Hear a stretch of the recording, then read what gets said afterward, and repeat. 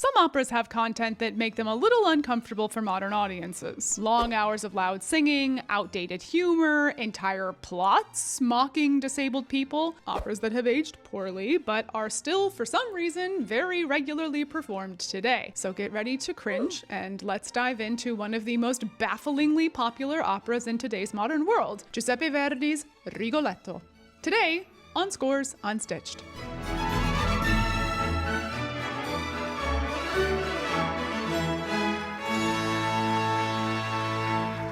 Just a quick little disclaimer here. While this video is an overview and not a review, I don't want to be disingenuous and tell you that this video is going to be unbiased. I don't like this opera. That bias is going to show through. Now, when I say this opera is popular, what I mean is between 2024 and 2025, it's being played at the Met, the Opera Bastille, the Wiener Staatsoper, the Deutsche Oper, the regular Staatsoper, La Scala, and even right down the train tracks from me at the Nationale Opera in Amsterdam. I mean, pick your major opera house. They are playing Rigoletto. It's like the opera version of videos of people getting kicked in the nuts. It's awkward and uncomfortable.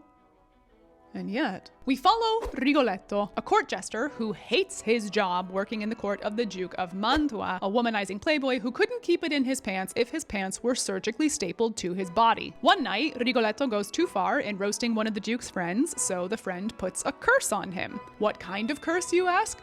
Who knows? A curse. Bad luck. I guess. I don't know. They don't really talk about it.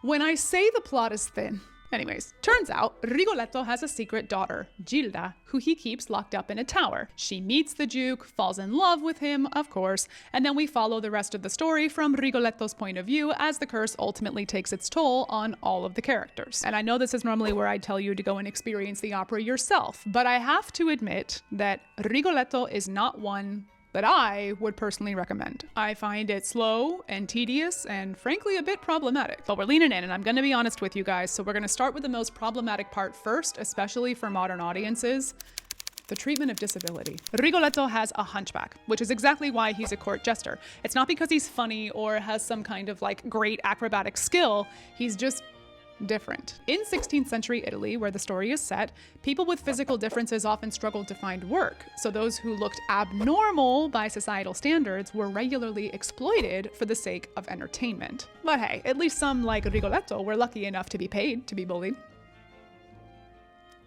Let's make it very clear that that's sarcasm, okay? Let's not. Why does this matter? Because in both the play it was based on and the opera itself, Rigoletto is painted as a villain. Now, of course, there's no issue with depicting characters with disabilities as flawed or even villainous, because diverse and multidimensional portrayals are really important for representation.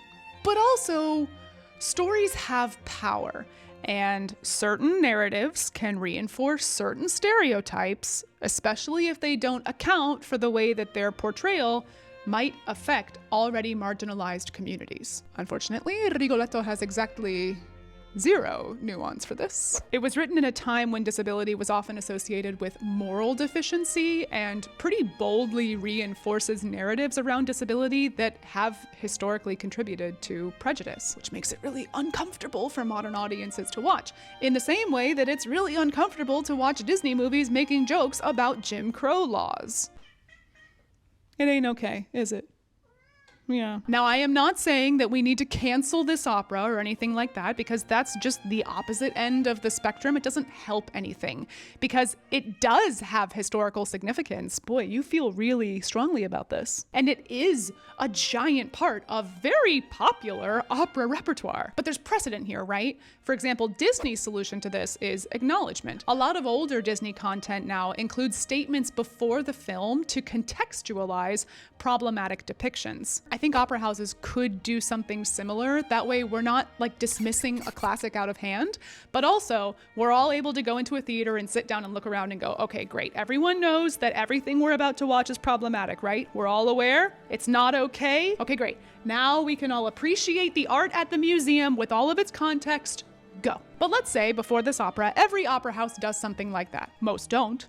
To be clear, they just kind of throw new audiences into the show with absolutely no acknowledgement of any of this soapbox, which is not helping the industry's reputation, but I digress. Even if they did, there are more operatic stereotypes that, boy, this opera just leans into, doesn't it? For one thing, as I said, the pacing is so which is a shame because the plot is actually kind of interesting, but Verdi, my dude, it's a 28-page script. And that's with pictures. I mean, if you really leaned into some of those monologues, you might be able to make this into a one-act opera without sacrificing the pacing. But 3 acts? 3 acts? I know, it's aggressive. It means like every 3 minutes, the plot is forced to stop moving forward. And look, I can get down with slow pacing. My favorite thing of an evening is to knit a sweater and listen to Tolstoy audiobooks.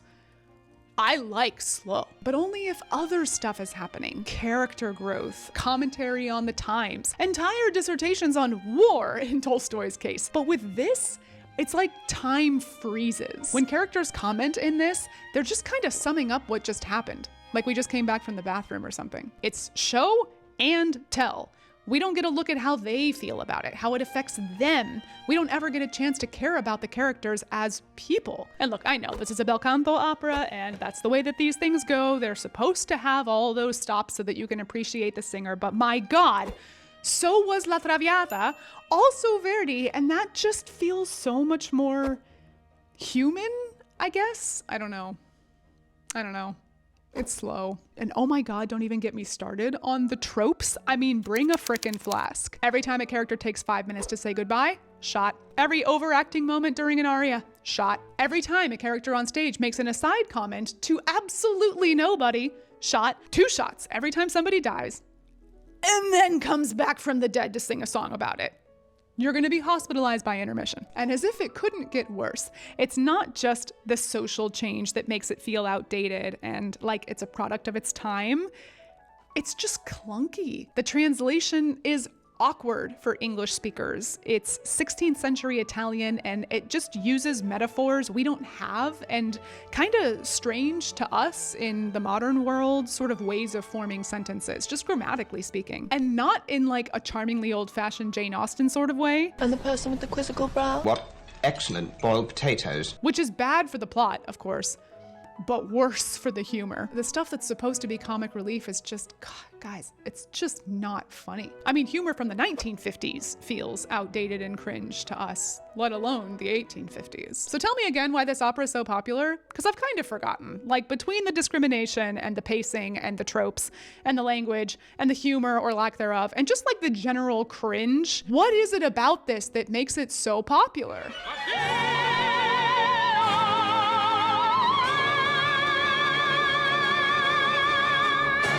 Oh yeah, it's an opera.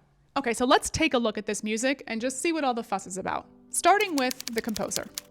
Rigoletto was the 17th opera written by Giuseppe Verdi, with a libretto by his longtime friend, Francesco Maria Piave. Verdi was 36 when he started writing this opera in 1850. I don't know why I always have a picture of him as being like much older in my head, but there it is. He was definitely a not unattractive dude, only a little bit older than me now.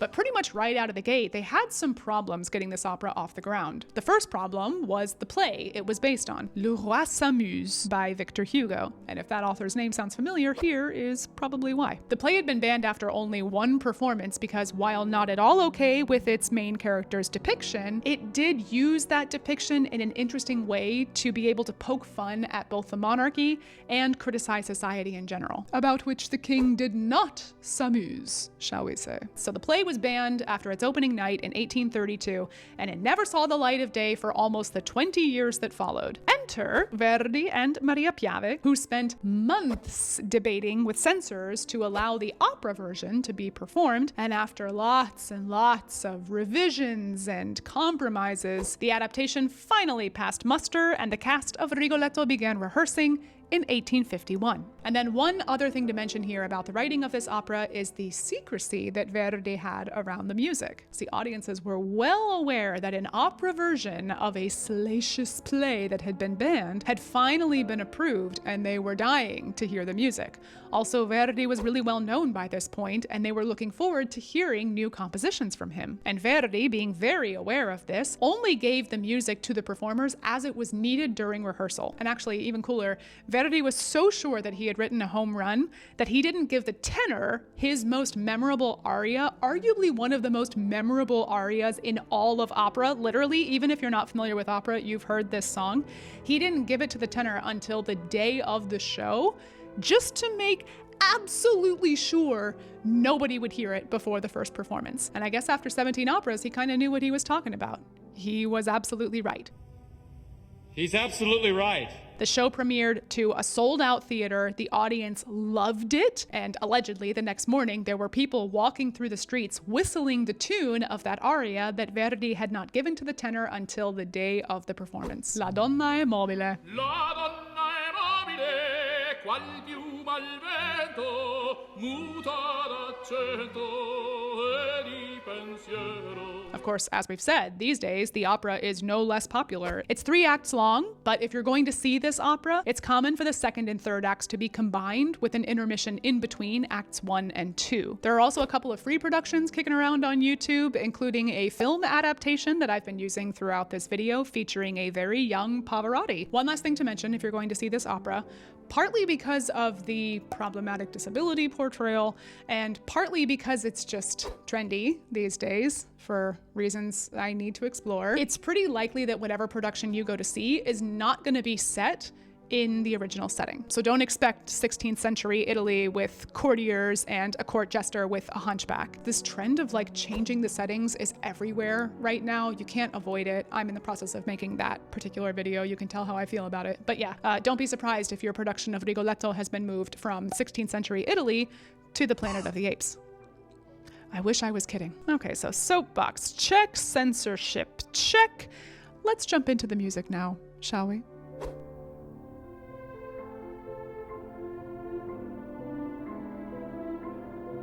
I can't leave you hanging with that tiny little snippet I played, can I? La donna è mobile. Or as most people know it, you know, that like one Italian pizza song. Now, contrary to what you might believe, this aria is not actually sung by the titular character, Rigoletto. Nope.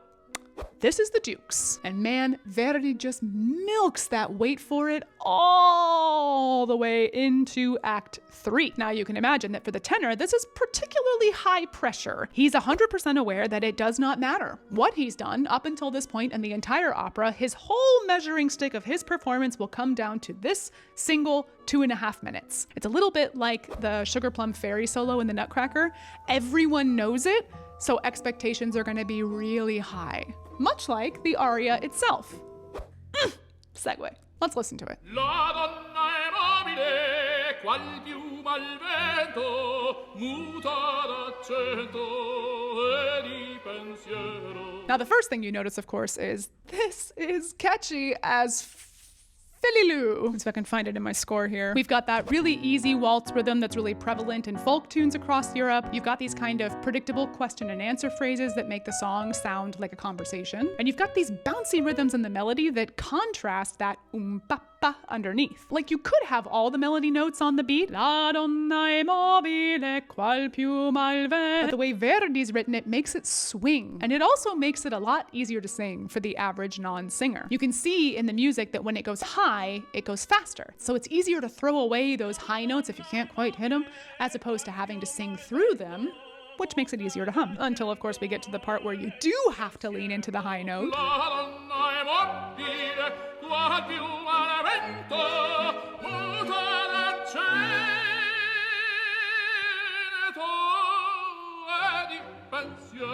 That's for the person who's proud of their voice. Or wasted. It's probably a great bar song, which is awesome because this song is just as fun to listen to when it's sung badly as when it's sung really well. Now, this particular recording, of course, is the incomparable Pavarotti. There are a ton of tenors I could show who do this aria beautifully, but the ease that Pavarotti has with it, it just falls out of his face. It's effortless. The dynamic shifts, like this one in the second verse.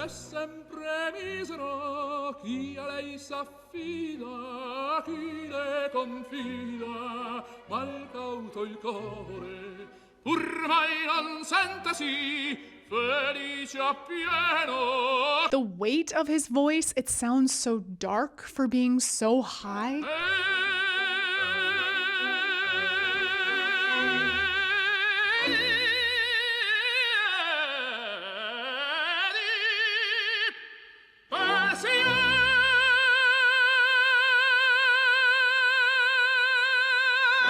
think most importantly, it doesn't sound hard. A lot of tenors can sing this really well, but you can kind of hear that they're pushing their limit.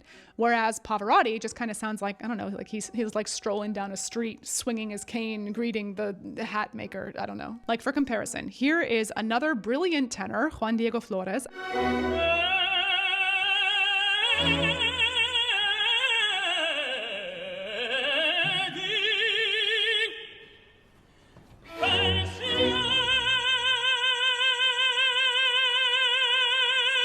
And here's Pavarotti again.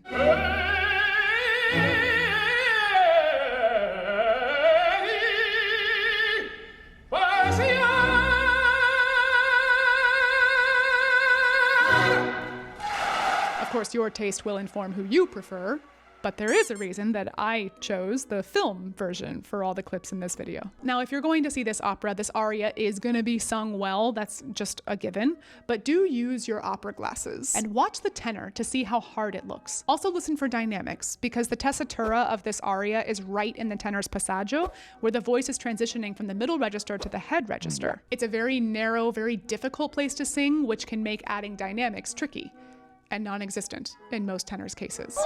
Now, up until now, we've just been talking about the music, right? So let's broaden the lens a little bit to look at where it actually sits within the greater context of the opera. This is right near the beginning of Act 3. We've just had a very traumatic, heavy scene at the end of Act 2, and remember, there's probably not going to be a break between the acts. And then we have this very foreboding music as the set changes. The mood is really dark.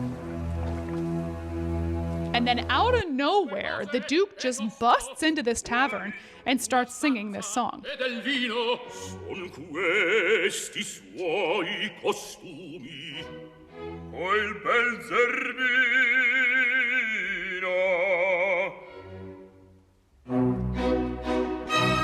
And I get it, right? It's supposed to be juxtaposition. The Duke is shallow and flirty, and he's talking about how women are fickle, even when the woman who loves him is facing all these very serious consequences about actually being faithful to him while he's out chasing whatever he can find. Yes, it's ironic. But it is kind of weird.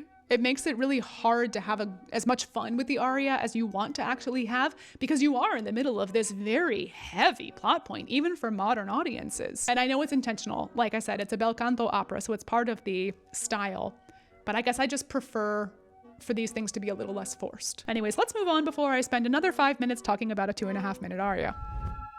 The other aria that you need to know about in this opera is less well known outside the opera world than La Donna e Mobile, but it's really notorious inside the opera community, and that is Gilda's Caro Nome. This is all the way back in Act 1.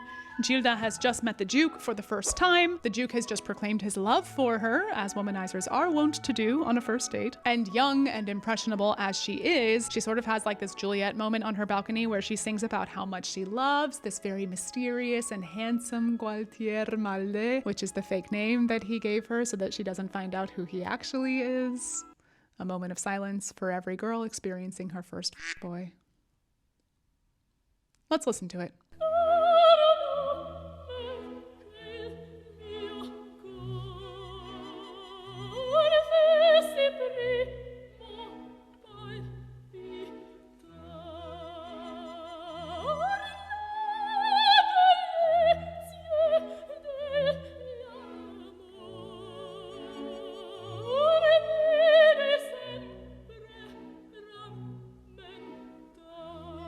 So first, this is a classic example of text painting. All through this 5.5-minute aria, you're gonna get nothing but heartbeats and breathless moments. The heartbeats are here in the pulse.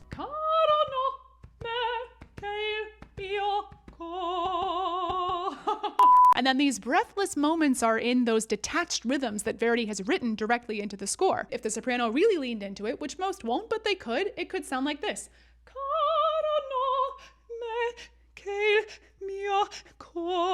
And then when she sings about how her desire is flying to the Duke on wings, the melody flies up too.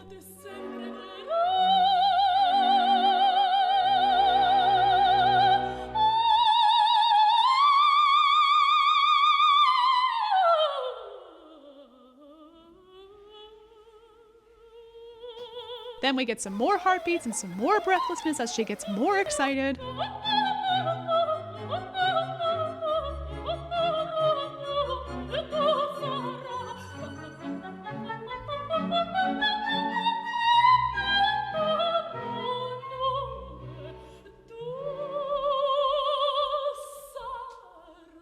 And finally the cadenza, where her heartbeat and her breathlessness hit this peak of excited, sweet naivete.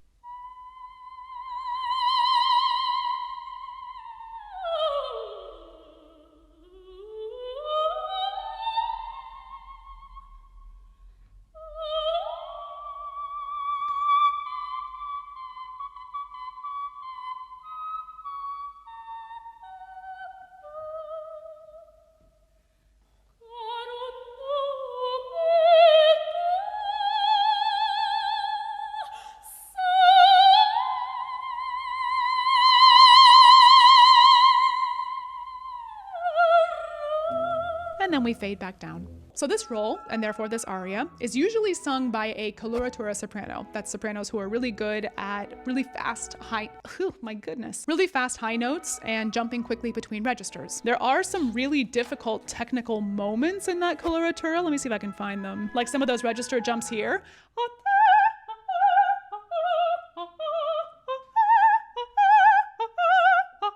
Or this super fast staccato run that goes all the way from the chest voice up into the head voice. These are all coloratura passages. But because this role is a Verdi role, therefore loud, it's important to be able to sing loudly and legato as you go through the entire rest of the opera. You can't just cast somebody for a 5-minute aria in a 3-hour opera. So the specific Fach for this particular role is actually a dramatic coloratura soprano. You can check out my video on Fachs up here if it isn't actually the video that brought you to this channel in the first place. It's weirdly doing really well. Also, I'm trying something new now where I make companion videos, aria videos of me singing the soprano, like the most well-known soprano aria from the operas. So if you want to hear me singing Caro Nome, I've put the link down in the description below. I think I'll also link it at the end of this video.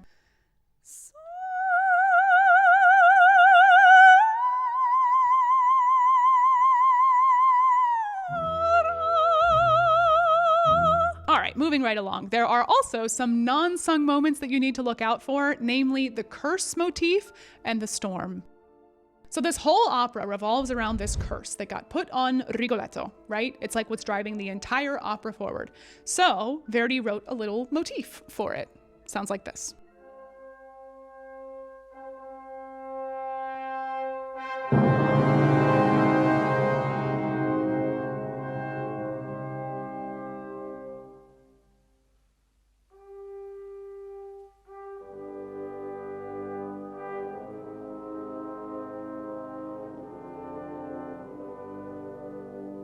Couple of things. A lot of opera notes, like those little booklets that you'll get when you go to see the opera that give you little explainers about what you're about to see, a lot of those will tell you that this theme is going to come back over and over throughout the entire opera.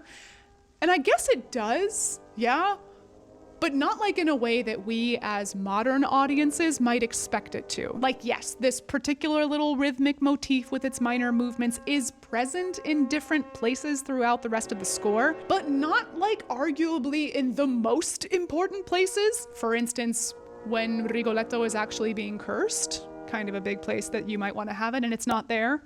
Also at the end of the opera, when the whole thing is finishing and the curse is taking its effect, it's also not there. Also another place that might have been good to have it. And also maybe it's just me, but I don't actually find this motif to be all that memorable, even when I do hear it at other certain parts during the opera. That could just be me, but really I don't want to set you up to be expecting it all over the place like it's like Leia's theme. But you are probably going to read about it. You'll hear you'll hear people talk about it. And so if you do, this is what they're talking about. And then last, because I should probably say something nice, we have the storm. Now, unlike what we're used to in more modern theater productions with like thunder sheets and rain sounds and stuff like that, Verdi actually creates a storm entirely out of music right towards the end of the opera. Spicciati! Apri! Entrate! Dio!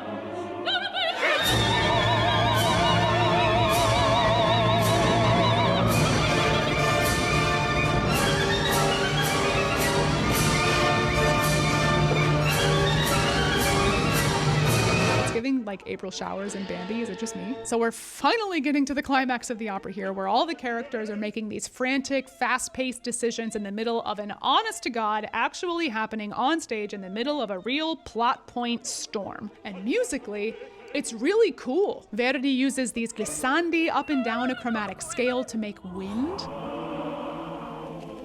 There are these big crescendi into these crashing thunderclaps, and the characters are only able to get out a few words in between each element of the storm.